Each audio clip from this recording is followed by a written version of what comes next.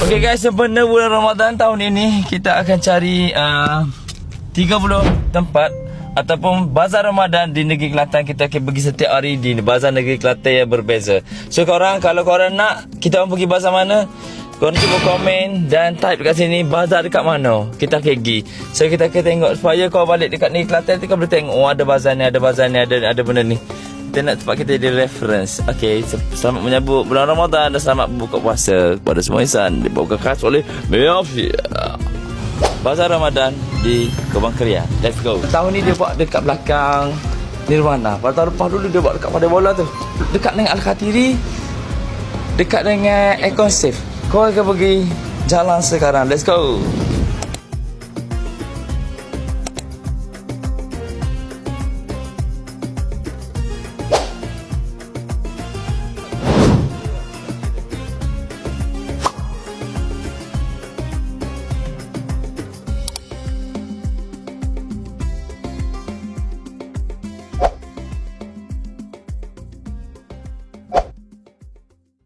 روحي حبا في المنام إليك رام كل قربا سيدي لبيك قلبي في المدينة وجد السكينة قال يا نهدينا السلام عليك قلبي في المدينة وجد السكينة Kebang Keria yang mana tahun ni dia tu duduk sini dulu sampai ke akhir Ramadan.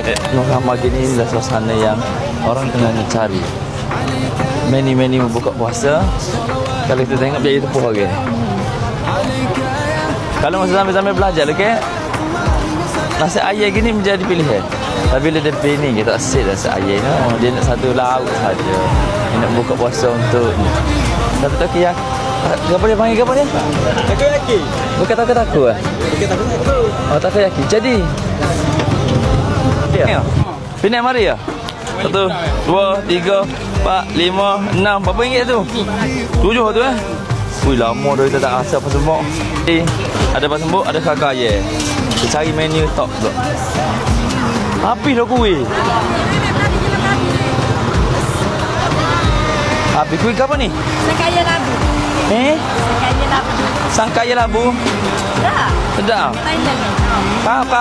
Kap. Anak tepat saya, anak tete a. Apa ya kak? Sangkaya labu sold out. Habis licin. Ayah ke apa ni? Ayah, silakan pilih. Awak nak? Berapa waktu ayah? Ayah nak 2 waktu. Macam Boleh lakar. Ya. hari ni. Hari ketiga tak apa dah. Tahun lepas kena dah balik main target tu. Jadi kau pening kadang-kadang. Pening. Dia dua kali ke pening. Time naik ni kan tak ada piti. Ada waktu. Ha, ya dah. Ada pilih tu belakang pening. Coba capu.